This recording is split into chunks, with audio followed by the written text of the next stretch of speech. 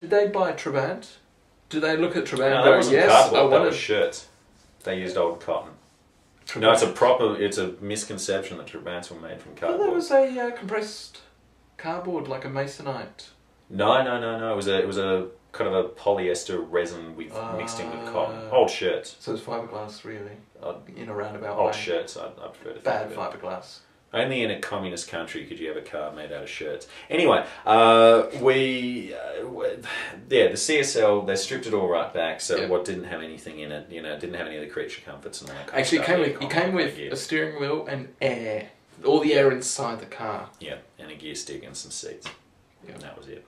But Now an insane engine. But apparently most of the people who bought them opted to have all those options put back in, which to BMW thought that defeated the purpose of it. So that's why they also did the M3 CS.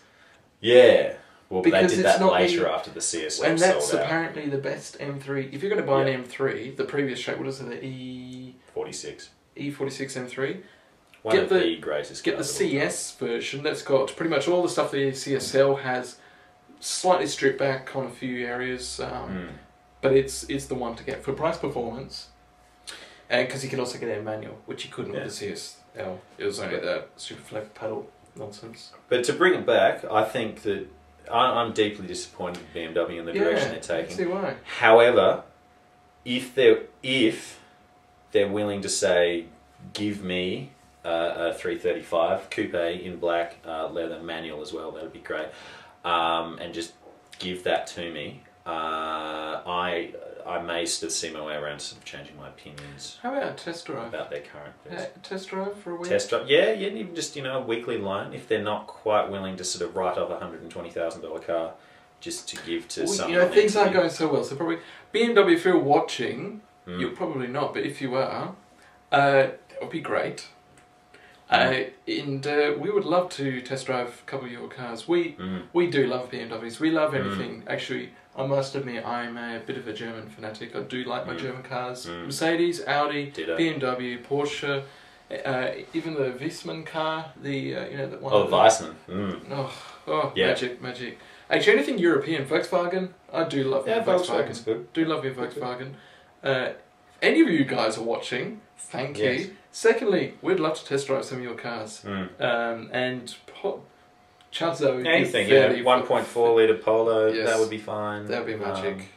One of those. Actually, I wouldn't mind to do the 1.4 Polo because in these times of hardship and economic downturn, that would be probably more a pertinent review than, say, an M3. Otherwise, when we start doing car reviews, we'll just have to review our own cars. That's right, which is going to be over and over again. After you've seen our review of the same car 7 times, you might... Oh, there might be someone who wants to see a review of a 92 Mitsubishi Magna 14 times. If you're out there and you do want to see that, let us know. We won't do it. You're probably best to tune out now, actually.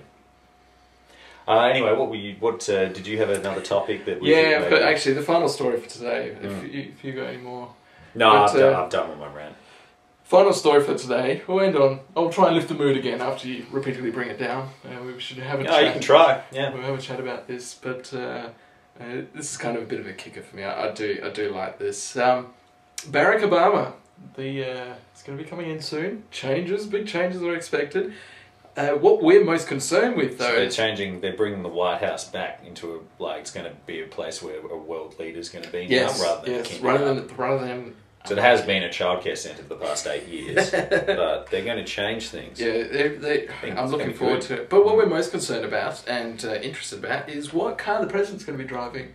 And I'll tell you, it's going to be the presidential limo. I've just forgotten the name. It's a Cadillac. It is a Cadillac limo. It doesn't even have... prompted. That isn't written there at all. It's not even written there. It's a Cadillac limo of some sort. No, it's a... what is it? I can't even tell what it is. It looks like... Actually, I think it's more of a custom. No, that front looks like a... We'll bring a picture up for you, obviously. But that front looks like a CTS or a STS or something. And it's one of the hot... It is one of the hot Cadillac fronts. So it's certainly... So they're going to... What I want to know is... are they going to put that engine from the CTSV in it? So are we going to be seeing a presidential limo out the front with a 6.2 litre V8 with Actually, a supercharger? It will need one. This thing needs... How much does it weigh? Well, it doesn't say what it's going to weigh, but it's probably going to weigh more than the White House itself. Honestly, because it is pretty... So I think it will need a 6.2 litre V8 with a supercharger. Possibly two. Yes, one poking out the bonnet. well. Like, if you know the ways like those guys do those really hot V8s with the supercharger poking out? Yeah. So you can actually see where you're going.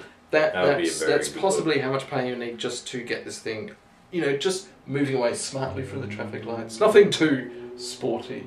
But some of the features you got to hear. It's got a 10 CD changer. It has windows that are 5 inches thick. That's what, 5? That's probably wider than most people's heads. It rides on 20s. Good look. Yeah, I know, it's huge. And I'll throw up a picture, but there's one where they're looking into the car, and the door looks about that wide.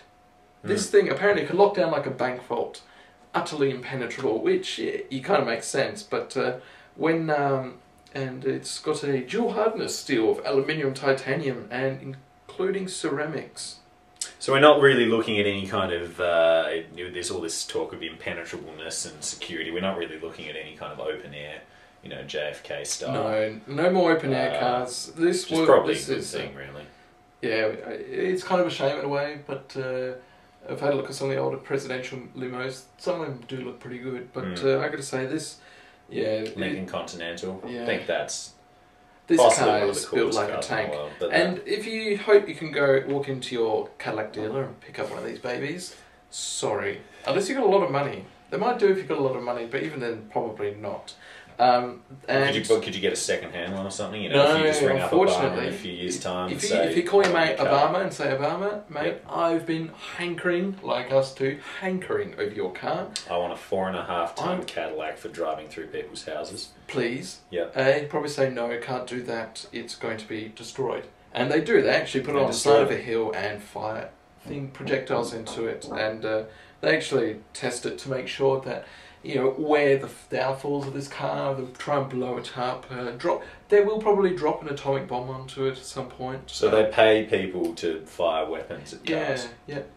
So they're going to do destructive tests, which will be interesting. Though, saying that, so if you want to buy it, it'll be full of bullet holes and probably not working. So, maybe in its component atoms. There won't be much left. If they get biblical on it. Sort of, biblical in the truest sense of the word. So, what a car! I wouldn't mind one. We do like our large limos, don't we? Yes. Handling characteristics be damned. No, you just want something soft, cushy. Yes. That's going to, get you somewhere, and with enough things to keep you distracted that you really don't need to sort of pay attention to the surrounding world at all. A nice big Mercedes from the 70s, those big burbling V8s with the soggy suspension. Got a soft spot for the Phantom, really. Really? Rolls-Royce Phantom. I think most people do. $980,000. Basically you get about 20 grand change from $1 million. Not including coming insurance. Up, Detroit Motor Show. Now, when is that kicking off? I don't have the dates on me. Probably not next episode. Following episode, we will be covering the Detroit Motor Show. Entirely devoted, in light of the current economic effects, the fact that General Motors and Chrysler had to go to the US government with their their hats out and money. Pretty much in a fairly desperate situation. We're going to be devoting an entire episode to the goings on of the Detroit Motor Show, what their responses is to the economic crisis and the environmental issues. There's going to be some pretty interesting press releases coming out. There might be a few interesting launches as well. And it's also going to be interesting try and find out which manufacturers have pulled out. Nissan have pulled out, for example. And it's actually their dealers that are filling up the area with their cars. So I don't think we'll see the new 370Z out on the floor, which will be a bit of a shame. That is a good looking car. I think that's one that'll have to be a topic for next time. I think next episode we will be covering the 370Z because I think it's like a GDR, but you might be able to afford it. And it's the release is kind of interesting. It's coming out at another car we've sort of worked out is its almost immediate competitor.